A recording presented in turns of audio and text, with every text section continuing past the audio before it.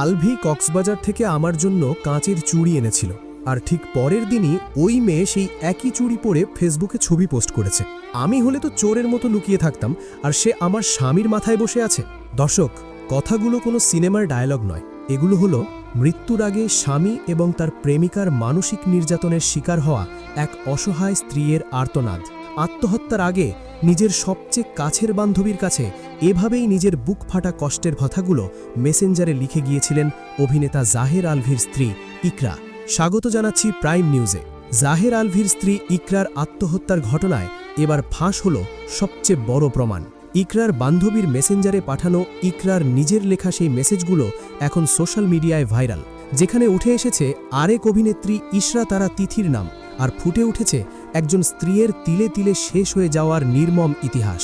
পুরো ঘটনা জানতে ভিডিওটি না টেনে শেষ পর্যন্ত দেখুন। আমার বোনটা এমনি এমনি মারা যায়নি, তাকে তিলে তিলে মানসিক টর্চার করে মরতে বাধ্য করা হয়েছে। এভাবেই নিজের ফেসবুকে একটি স্ট্যাটাস দিয়ে ইকরার মেসেঞ্জারে স্ক্রিনশটগুলো ফাঁস করেছেন তার কাছের বান্ধবী নুসরাত জাহান তৃষা। তিনি লিখেছেন, ইকরা ছিল তার দেখা সবচেয়ে শক্ত মনের মানুষ। যে মেয়ে অন্যদের ডিপ্রেশন কাটাতো, সে কখনো নিজে আত্মহত্যার পথ বেছে নিতে পারে না। 2022 থেকে 2023 সাল, এই দীর্ঘ সময় ধরে তিথি নামের ওই মেয়ের কারণে ইকরা যে পরিমাণ ট্রমার ভেতর দিয়ে গেছে, তা এই স্ক্রিনশটগুলো না দেখলে কেউ বিশ্বাসই করবে না।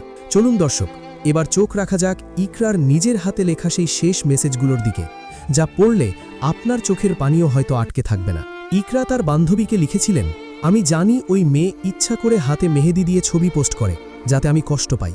আমার আর আলভির বিবাহবার্ষিকীর দিনে আলভি আমার সাথে থাকতে পারেনি। বল, এটা কোন বউ মেনে নেবে? আমি সব কষ্ট মনের ভেতর চেপে রাখছি। স্ক্রিনশটে ইকরা স্পষ্ট লিখেছেন, আমি জানি ওই মেয়েটাও সুইসাইডাল। সে আলভিকে ইমোশনাল ব্ল্যাকমেল করে আটকে রেখেছে। সে আলভিকে ভয় দেখায় যে সে মরে যাবে। কি অদ্ভুত এক সমীকরণ, তাই না দর্শক? যে মেয়েটি নিজে আত্মহত্যার ভয় দেখিয়ে আলভিকে আটকে রেখেছিল, তারই মানসিক নির্যাতনের শিকার হয়ে আজ সত্যি সত্যি পরপারে পাড়ি জমালেন ইকরা। ইকরার মেসেজগুলো যত পড়বেন, একজন স্ত্রীর অসহায়ত্ব আপনাকে তত বেশি কুড়ে কুড়ে খাবে। ইকরা লিখেছেন, আমি নামাজ পড়ে আল্লাহর কাছে কেঁদে কেঁদে দোয়া করি, নিজেকে নিজে থেরাপি দিই। আমি দিনের পর দিন শুধু খাই আর ঘুমাই। আলভির সাথে আমার কোনো কথা হয় না। সে শুধু ছেলের রিজিকের জন্য আমার সাথে আটকে আছে, নইলে ওই মেয়ে আলভিকে এতদিনে ছাড়িয়ে নিয়ে যেত। সবচেয়ে ভয়ঙ্কর তথ্যটি হল কক্সবাজার এবং পুবাইলের ঘটনা। ইকরা লিখেছেন, আলভি পুবাইলে শুটিংয়ে গেল, রাতে ছেলের সাথে কথাও বলল। আমি তাকে কল দিতে ভয় পেতাম, কারণ ভাবতাম সে হয়তো ভাববে আমি তাকে সন্দেহ করছি। আর পরের দিনই ওই নায়িকা একটা নোংরা আয়নার সামনে ছবি দিয়ে বুঝিয়ে দিল যে সে আলভির সাথেই আছে।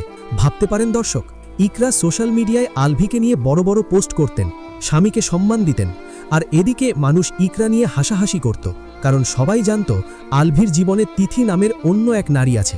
ইকরা লিখেছেন, আমার অনেক লজ্জা লাগে যখন বুঝি পুরো ফেসবুক আমাকে নিয়ে হাসাহাসি করে, আমাকে বোকা ভাবে। 14 বছরের একটা সাজানো সংসার, অথচ ইকরা নিজেকে ওই সংসারের একটা বাধা মনে করতেন। তিনি লিখেছেন, আলভির জন্য আমার মায়া লাগে। 15 বছর আগে বিয়ে করে ফেলেছে, এখন চাইলেও নিজের ভালোবাসার মানুষকে সে আপন করতে পারছে না। আমি সব জানার পরও না জানার ভান করে থাকতাম, শুধু তাকে খুশি রাখার জন্য। কি ভয়ঙ্কর এক মানসিক ট্রমা! নিজের স্বামীকে অন্য এক নারীর সাথে ভাগ করে নিচ্ছিলেন, শুধু সংসার আর 4 বছরের ছেলেটার দিকে তাকিয়ে। ইকরা ভয় পেতেন। তিনি লিখেছিলেন, 2025 সালের পর এই মেয়ের জন্য আলভি যে আমাকে ছেড়ে দেবে না, তার কোনো নিশ্চয়তা আছে? আমি ধরেই নিয়েছিলাম এমন একদিন আসবে, কিন্তু সেই দিন আসার আগেই ইকরা নিজেই নিজেকে পৃথিবী থেকে সরিয়ে নিলেন, কারণ দেওয়ালে পিঠ ঠেকে গিয়েছিল তার। বাইরের মানুষের কটাক্ষ, স্বামীর অবহেলা, আর ওই নায়িকার সরাসরি সাইকোলজিক্যাল গেম, সব কিছু মিলিয়ে ইকরার জীবনটা একটা জীবন্ত নরকে পরিণত হয়েছিল। আজ ইকরার বান্ধবী তৃষা বিচার চাইছেন। তিনি বলেছেন, যেসব মেয়েরা অন্যের সংসারে ঢুকে পৈশাচিক আনন্দ পায়, তাদের বিচার হোক, আর যে স্বামী তার 15 বছরের স্ত্রীকে এমন দিনের মুখে ঠেলে দিয়েছে, তারও বিচার হোক। দর্শক, ইকরার নিজের হাতের এই লেখাগুলো প্রমাণ করে যে এই আত্মহত্যা শুধু একটি মৃত্যু নয়, এটি একটি পরিকল্পিত মানসিক খুন। আপনাদের কি মনে হয়, স্ক্রিনশটের এই ভয়ঙ্কর প্রমাণের পর অভিনেতা জাহের আলভি এবং ওই অভিনেত্রীকে কি আইনের আওতায় আনা উচিত? একজন নিরীহ স্ত্রীকে এমন করুণ পরিণতির দিকে ঠেলে দেওয়ার শাস্তি কি হওয়া উচিত?